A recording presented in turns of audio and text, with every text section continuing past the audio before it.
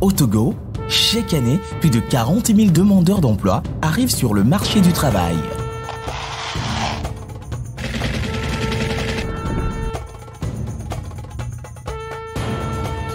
L'entrepreneuriat est devenu la voie par excellence promue par le gouvernement pour lutter contre le chômage. Mais la peur de l'inconnu paralyse encore plusieurs jeunes.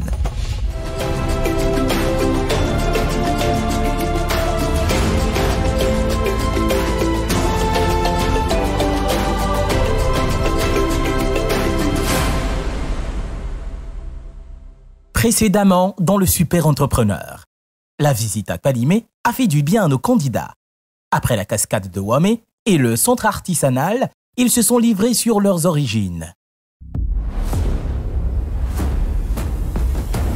Super Entrepreneur, des entrepreneurs qui réussissent. Cette télé-réalité est une initiative de Brain Power Communication et d'AIM sous le parrainage du ministère du Développement à la base, de la jeunesse et de l'emploi des jeunes. Avec le soutien du Fayège, Supermarché Ramco, la parfumerie en ville, OTR, CCIT, T-Oil, Fawaz Sarl, Bolloré, CNEJ, CFAO Motors, Bébé Lomé, Nioto, TVT, Hôtel Résidence Madiba, Hôtel Sarakawa, GTA Assurance Vie, TDE, La Poste, Cadert, Hôtel 2 février, Centaure Communication, Togo Event, Yilim, Livingstone Center, Palms, Gateworks, Isla International, Clinique de l'Atlantique, FSA, Snage, TLS Africa, One Radio, Zephyr, Taxi FM, Fauna Cultura, NG Corporation.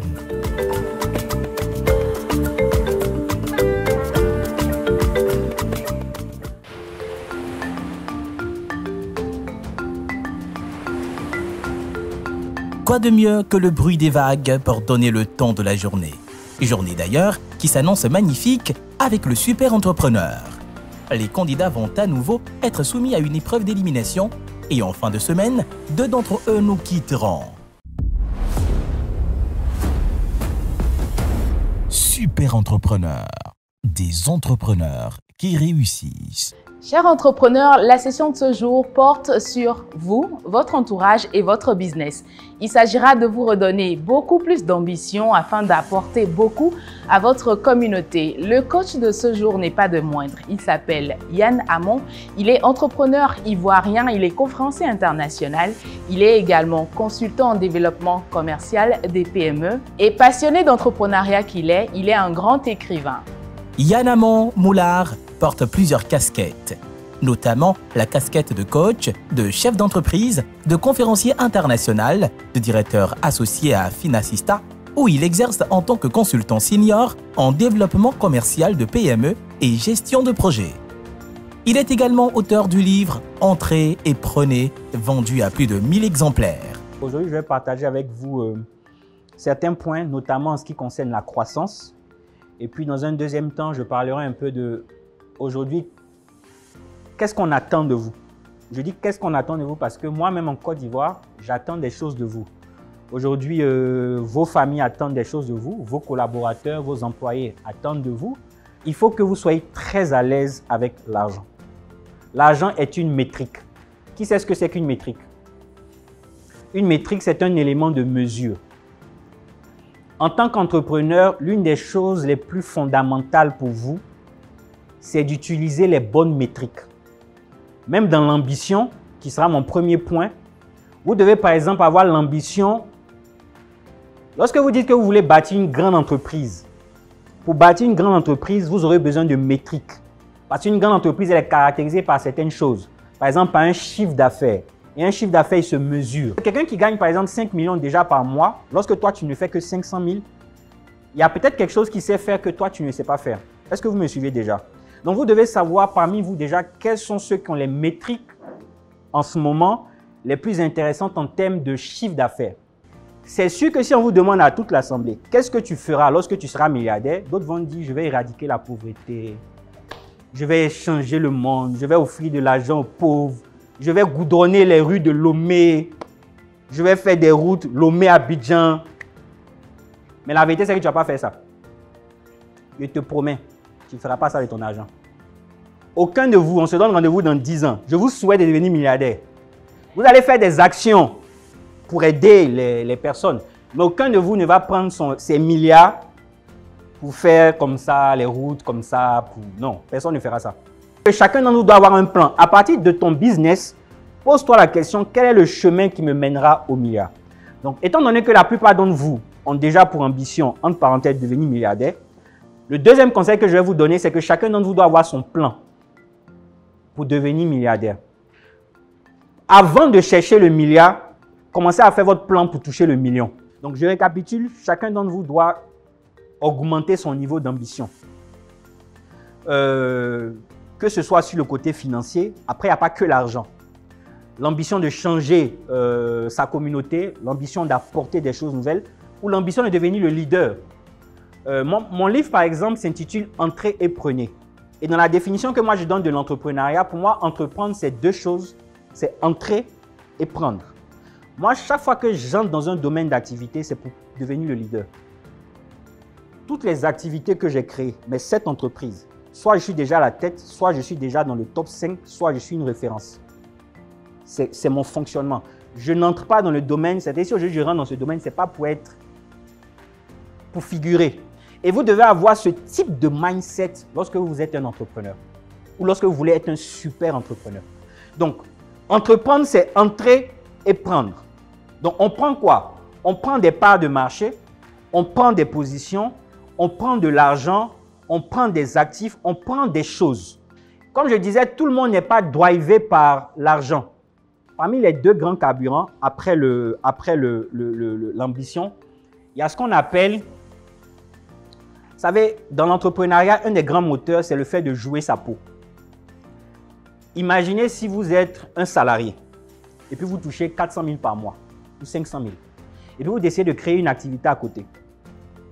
Si votre activité marche ou pas, vous avez une sorte, en Abidjan on dit tu as un pied sur caillou. C'est comme si tu as quelque chose en fait. La plupart des super entrepreneurs sont des personnes qui, c'est un peu comme s'ils jouent leur peau. Warren Buffett dit souvent « être skin in the game », c'est-à-dire tu joues ta peau. La plupart des entrepreneurs qui sont successful sont des gens qui jouent leur peau, c'est-à-dire il se dit quoi? Il n'a pas 3 ou 4 options. Soit il réussit, soit il n'a pas le choix en fait. C'est-à-dire, le carburant très essentiel pour être un super entrepreneur, c'est souvent de ne pas avoir d'autre choix que de réussir. Si tu as le choix d'échouer, c'est pour cela, par exemple, en France, il y a ce qu'on appelle la BPI, la Banque publique d'investissement. Ça fait que certains entrepreneurs peuvent aller solliciter des emprunts, des financements, toutes ces choses. Et la plupart des entrepreneurs qui sollicitent ça, la plupart de leurs entreprises ne deviennent pas successful. Pourquoi? Parce qu'ils se disent quoi? Sinon, ils savent quoi? Si tu as des difficultés, on va renflouer tes caisses. Dieu merci, en Afrique, les banques ne donnent pas l'argent. Dieu merci. Dieu merci, en Afrique, il y a beaucoup de gens qui sont pauvres autour de toi. Donc, il n'y a pas beaucoup de gens qui vont te donner l'argent pour aller monter ton business. Le troisième carburant, je vais donner la réponse pour qu'on avance, c'est l'orgueil. C'est bizarre, mais en fait, c'est l'orgueil. Vous savez, si vous n'avez pas une grande dose d'orgueil, vous ne serez pas un super entrepreneur. Parce que déjà, l'entrepreneuriat, il y a beaucoup de frustration. Et à un certain moment, c'est l'orgueil qui fait que lorsque vous atteignez ce type de niveau, vous avez envie d'être au top. Parce que lorsque vous êtes Bill Gates, vous avez été l'homme le plus riche du monde pendant des années. Votre fortune, tu ne peux jamais redevenir pauvre. Mais pourquoi tu vas continuer à te battre? Parce qu'à un certain moment, tu veux toujours être dans le top 5. Donc, quand un jeune homme comme Mark Zuckerberg veut venir commencer à te dépasser, tu te dis, ah, le jeune homme, là, à cause de Facebook, va venir me dépasser. Et la plupart des hommes les plus riches que j'ai rencontrés, très souvent, ils ont de l'orgueil. Ce n'est pas démesuré comme l'orgueil des pauvres, les gens. Non, en fait, c'est subtil. Mais je vous assure que l'orgueil est un carburant pour un super entrepreneur. À un certain moment, vous devez avoir une sorte d'orgueil et de fierté. Chaque fois que moi je rencontre un milliardaire, j'essaie de voir comment est-ce qu'il pense, comment est-ce qu'il fonctionne, qu'est-ce qui a fait qu'il a atteint ce niveau. Et je vous assure que ces 3 ingrédients-là, ça revient. Quand vous serez riche, si super entrepreneur vous a mis des bons fondements, de bonnes valeurs, vous aurez envie d'aider votre communauté. C'est pour cela que dans la deuxième partie, on va parler de ce que votre communauté attend de vous en tant qu'entrepreneur. Parce que votre communauté se dit quoi? Le jour où vous serez riche, c'est vrai que Yann Amon, tu vas vouloir aller dans l'espace pour voler, mais il faudrait aussi que tu penses à mettre en place telle ou telle chose pour aider la communauté. Je ne parle pas des pauvres, parce qu'on n'aide pas que les pauvres. Il y a des gens qui ne sont pas pauvres, mais par exemple, il y a des gens aujourd'hui qui ont besoin d'hôpitaux. Est-ce qu'ici, il n'y a pas un déficit dans les hôpitaux? C'est pas ici, mais en Côte d'Ivoire, par exemple, on n'a pas suffisamment d'hôpitaux décents. Donc, à un certain moment, quand tu crées un hôpital, ce n'est pas pour les pauvres. C'est pour que des gens puissent s'offrir des services médicaux. À un certain moment, si vous n'avez pas, je ne vais même pas parler de valeur, mais vous n'avez pas de mission, vous ne saurez pas quoi faire de votre argent et de tout ce que vous êtes en train de bâtir. C'est-à-dire, aujourd'hui, vous allez gagner la super cagnotte de 10 millions. Dieu merci, on ne vous donne pas les 10 millions en espèces. Parce que peut-être vous allez aller prendre pour régler les problèmes de vos parents, de vos grands-parents, de vos amis. Parce qu'en Afrique, il y a vraiment ce qu'on appelle la pesanteur sociale. Elle est telle que beaucoup de gens sont obligés de prendre l'argent de leur entreprise pour gérer des problèmes personnels ou des problèmes familiaux. Et ça rend pauvre. La pesanteur en Afrique, vous devez vous débarrasser de ça. Chacun d'entre vous, à la fin de cette émission, doit se poser la question, c'est quoi ma mission en fait? C'est-à-dire, au-delà du fait d'être dans tout ce qui est électronique, tout ça, il faut que tu comprennes c'est quoi ta mission. Qui connaît ici Robert Kiyosaki, qui a écrit le livre Père riche, Père pauvre? C'est un livre très intéressant, moi j'ai lu tous ses livres. Et dans ses livres, par exemple, il parle souvent de ça, la mission. Il faut avoir une mission. Parce que l'argent n'est pas une mission. Créer une entreprise, ce n'est pas ça la mission. Derrière, vous devez avoir une mission. Moi, par exemple, parmi mes missions, et même je l'ai même écrit au dos de mon livre, c'est que mon rêve, c'est de voir un monde sans chômage par l'entrepreneuriat. Et c'est cette vision de l'esprit d'entreprise qu'il communique à tous. Ça veut dire que tant qu'il y aura encore quelqu'un sur Terre qui est au chômage ou qui n'entreprend pas ou ne réussit pas dans l'entrepreneuriat, j'ai encore une raison de vivre. Si votre mission, c'était de devenir riche, quand vous êtes riche, c'est fini en fait. Vous n'avez plus d'autres missions. Vous devez avoir une mission qui vous dépasse, qui vous transcende, qui peut vous faire... C'est-à-dire même quand tu sens que tu es fatigué là, c'est comme si la mission là, ça t'habite. Mon prochain livre s'appelle Code 1, 5, 10, 50, 100 000. Les 7 principes pour développer son entreprise. Chaque fois que vous créez un produit ou une activité ou un service ou une entreprise, le premier objectif que vous devez vous fixer, et c'est très facile, c'est de vendre un. Après, tu es encore très loin de tous les challenges de packaging là. Ça, c'est des délires de riches. Tu n'as même pas encore de clients qui aiment ton produit. Tu vas aller brander quoi, en fait? Donc, il faut d'abord avoir des clients qui aiment, qui ont envie d'acheter. Et au fur et à mesure, tu vas améliorer la qualité de ton produit. C'est un peu comme si tu n'as même pas encore commencé, mais déjà, toi, tu veux... Ça ne fonctionne pas. Donc, il faut commencer... Moi, c'est devenu une de mes amies. Elle est dans les 1000 First aussi. Je l'accompagne un peu. Elle a créé un jus qu'on appelle Acadie. Acadie jus de mangue. Ça commence à être très vendu en Côte d'Ivoire. Elle est même rentrée dans les supermarchés. Pour la petite histoire, elle s'était retrouvée divorcée. Elle avait beaucoup de problèmes. Et elle avait commencé à vendre des fruits pour survivre. Et elle commandait des fruits d'une ville du nord de la Côte d'Ivoire. Et il lui avait livré des mangues. Et ce jour-là, il y avait un problème en Côte d'Ivoire. Le pays était un peu... Les voies étaient un peu fermées. Donc, je crois que le cas a fait 5 jours de plus. Donc, quand ces mangues sont arrivées, c'était trop mûr. Donc, elle s'est dit quoi, pour ne pas les perdre, elle va faire du jus. Et elle mettait ça dans les petits pots. Je ne sais pas si ici, les petits pots qu'on vend devant les mosquées, là, les petits trucs caoutchouc façon, là. C'est comme ça qu'elle a commencé à faire. Et les gens ont aimé. Ses voisins ont commencé à demander. Donc, il faut toujours chercher à vendre d'abord une petite bouteille. Même si c'est une bouteille comme ça, tu commences à vendre un. Après, il faut chercher à vendre 5. Après, tu vas chercher à vendre 10. Quand tu vends 10, il faut se dire que 10 clients, il faut chercher à avoir leur contact. Il faut chercher à entretenir une bonne relation clientèle parce que tu te dis quoi? Ces 10 personnes peuvent parler de ton produit. Tes 10 personnes peuvent devenir des ambassadeurs ou ils peuvent encore recommander. Si vous faites attention à ce code, il y a des moments où c'est x2, il y a des moments où c'est x5. En général, faire x2, c'est plus facile. Quand tu fais x5, souvent, ça te demande de te tirer, souvent de redimensionner ton business, de pouvoir avoir des nouvelles idées. Parce que lorsque tu as pu vendre 10 jus la semaine passée et que la semaine suivante, tu dis tu vas vendre 50 jus, souvent tu vas te rendre compte que 50 jus, mais tu n'arrives pas à vendre ça toute seule. Tu vas commencer à réfléchir pour te dire il faut que j'ai un circuit de distribution. Il faut que je sois plus stratégique. Il faut que je sois par exemple devant les mosquées les vendredis. Il faut que je sois devant l'église. Et tu vas commencer à avoir une démarche réfléchie qui va te faire chaque fois monter. Pourquoi? Parce que tu t'es fixé l'objectif. Donc c'est progressif. À un moment, tu vas faire 1000. À un moment, tu vas dire bon, ok, je dois vendre 1000 par mois. Donc, qui dit vendre 1000 par mois, dit fabriquer au moins 1000. Parce que ta capacité de vente, lorsqu'elle devient forte, elle est limitée par ta capacité de production. peut-être que dans 5 ans, ce monsieur sera devenu un grand type. Ce n'est pas quand tu vas le voir à la télé, tu vas dire, mais lui là, on a fait super entrepreneur ensemble. Si tu ne lui avais jamais envoyé un WhatsApp, le jour où tu vas lui envoyer un message, il va te faire vu. Il va te faire vu. Donc, c'est le temps de tisser comme ça ces liens-là, très forts, et puis de chercher à croître et à grandir tous ensemble. Donc, sur ce, merci beaucoup. Et puis, on se revoit prochainement. C'était un partage d'expérience assez époustouflant pour moi. Tout de suite, j'étais emballée parce que en cette personne, je sentais une énergie qu'elle nous retransmettait. Et ça, en nous demandant d'avoir de l'ambition. Personnellement, ça m'a touchée. Ça m'a touchée quand on nous disait à nous d'avoir une certaine métrique. Une métrique qui nous permettrait de mesurer ce qu'on gagne et de ne pas s'arrêter lorsqu'on pense qu'on a atteint un objectif. Cette formation m'a beaucoup plus édifié en me mettant au travail, en diversifiant mes activités. C'est le pharaon de l'entrepreneuriat en Côte d'Ivoire et c'est un privilège pour nous de pouvoir accueillir ce jeune entrepreneur qui a fait beaucoup de temps dans l'entrepreneuriat en Côte d'Ivoire. Super entrepreneurs, des entrepreneurs qui réussissent.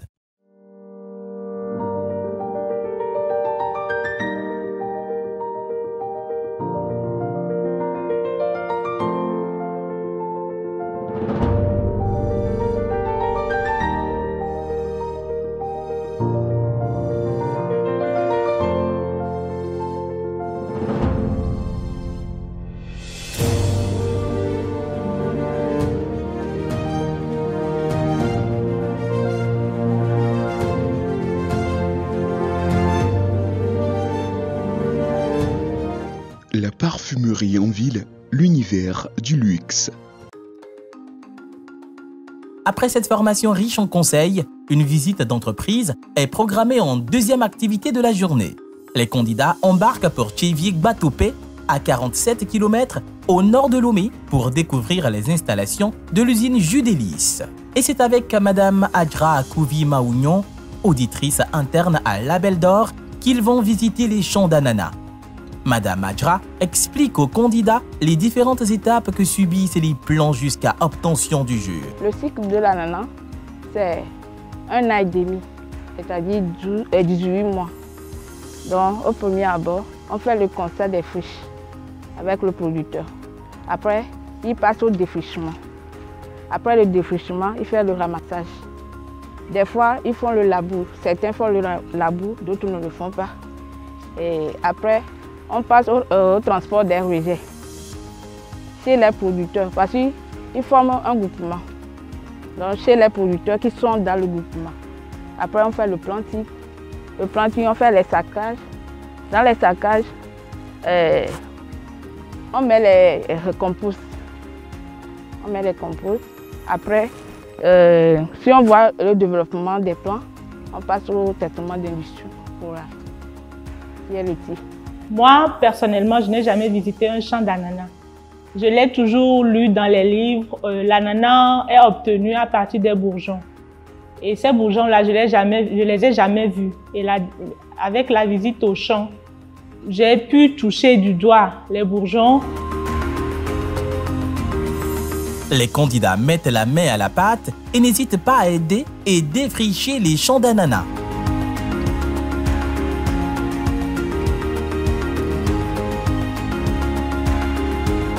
Nous avons fini le champ d'ananas et nous étions partis sur le site. Dans le domaine de l'agroalimentaire et de la transformation, ce sont des procédés à suivre. J'étais beaucoup plus attentionnée à comprendre comment est-ce qu'ils le font chez eux. Et tout de suite, j'ai compris que c'était un processus bien détaillé, bien fignolé. Et ici, nous sommes là sur un site de récolte.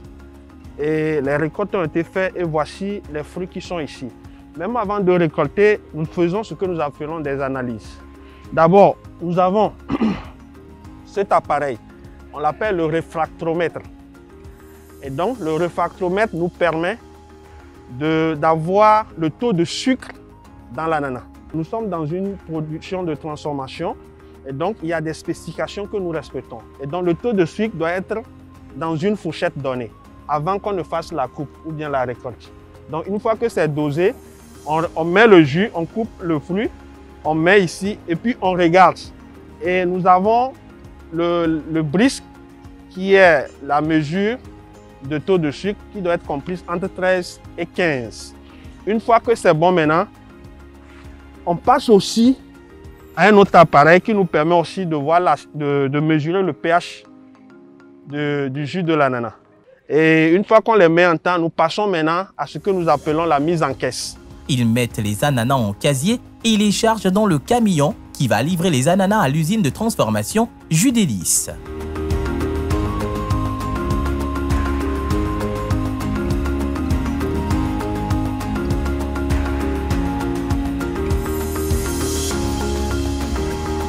C'est à bord du bus de la compagnie Sotral qu'ils quittent les champs pour maintenant visiter l'usine de transformation. Petit briefing avec Monsieur Nanfan Augustin, ingénieur d'État en agroalimentaire et directeur d'usine, avant de passer à la visite des installations.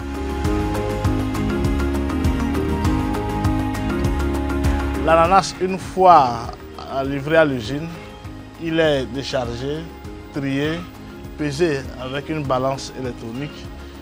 Les couronnes sont arrachées avant de procéder à l'alimentation de la ligne. En fait, à ce niveau, c'est la seule opération manuelle qu'on a dans l'usine. Le reste du procédé est entièrement automatisé.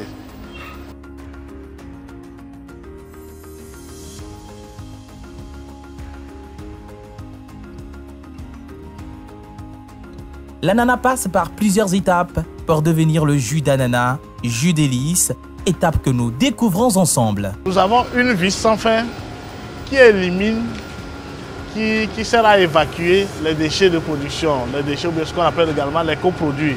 Quand vous prenez par exemple cette épluchure, c'est difficile pour un homme d'éplucher les ananas jusqu'à ce niveau de précision. C'est ce qui explique le fait que nous avons des rendements de l'ordre de 60%, des rendements de pressage de l'ordre de 60%.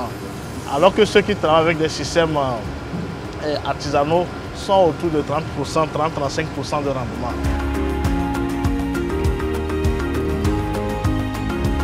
Puisque Jus Délices est dans le domaine du bio, nous avons aussi comme obligation, c'est que lorsqu'on fait de l'exportation vers les pays européens, les fûts de jus sont posés sur des palettes. Il y a 4 fûts par palette. Donc, il faut que les palettes puissent respecter une norme. C'est-à-dire qu'il faut que les palettes soient traitées conformément à la norme NIM 15, norme internationale sur les mesures phytosanitaires, la version 15.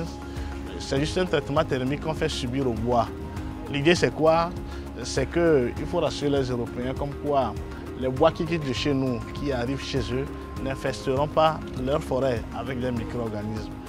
Or, si le bois a été préalablement traité de façon thermique, les micro-organismes qui sont dans les bois seraient déjà morts. Et du coup, il n'y a aucun risque de faire convoyer nos fûts de jus vers l'Europe avec ces palettes. Donc, il y a toujours un logo qu'on pose sur les palettes.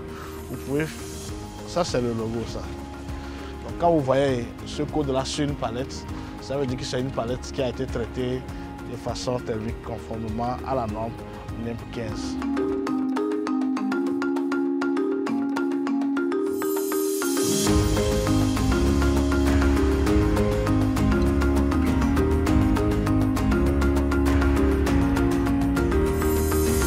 Nous faisons des couches successives de matière végétale et de matière animale.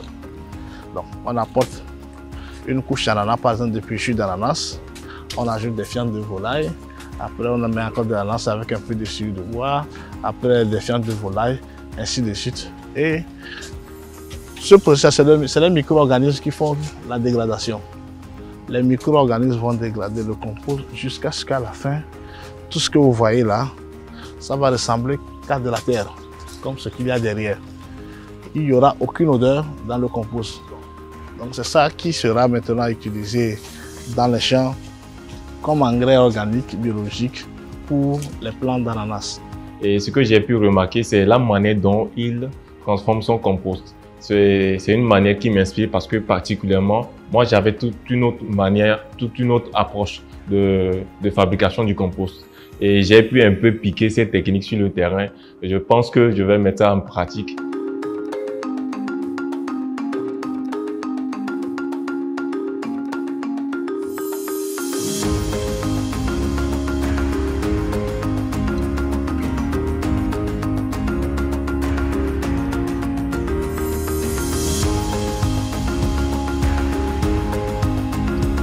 La visite se termine par une session conseil avec M. Gustave Bakonda, directeur général, fondateur de Label d'Or et promoteur de jus délices.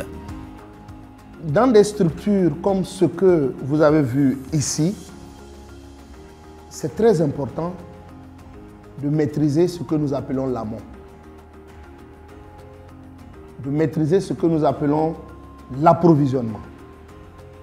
Parce que à quoi ça sert d'avoir une structure comme celle-ci, d'investir de l'argent dans des machines et qu'au finish, on n'ait pas la matière première qu'il faut pour pouvoir travailler. Ça sert à quoi? Donc, ce que vous avez vu ici, c'est bien. J'ai voulu qu'on commence par là. Parce que c'est par là qu'il faut commencer. Ce n'est pas par ici. Je ne sais pas si vous comprenez. Dans votre tête, ça doit réfléchir comme ça. Ça doit commencer par là. C'est par là qu'il faut commencer. On est entrepreneur quand on est prêt à mettre la main dedans. J'ai vu une équipe très dynamique, une équipe qui est déterminée à réussir, parce que ça se voit dans vos yeux. Mais comprenez que dans le monde de l'entrepreneuriat, la seule chose que je peux vous dire, commencez. Commencez, vous allez tomber. Mais il faut vous relever.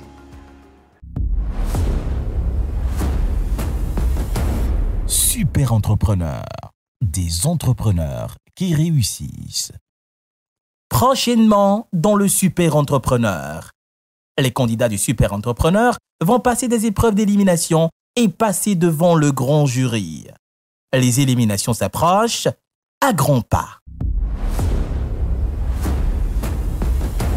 Super Entrepreneurs, des entrepreneurs qui réussissent. Cette télé-réalité est une initiative de Brain Power Communication et d'AIM sous le parrainage du ministère du Développement à la base, de la jeunesse et de l'emploi des jeunes. Avec le soutien du Fayège, Supermarché Ramco, la parfumerie en ville, OTR, CCIT, T-Oil, Fawaz Sarl, Bolloré, CNEJ, CFAO Motors, Bébé Lomé, Nioto, TVT, Hôtel Résidence Madiba, Hôtel Sarakawa, GTA Assurance Vie, TDE, La Poste, Cadert, Hôtel 2 février, Centaure Communication, Togo Event, Yilim, Livingstone Center, Palms, Gateworks, Isla International, Clinique de l'Atlantique, FSA, Snage, TLS Africa, One Radio, Zephyr, Taxi FM, Fauna Cultura, NG Corporation.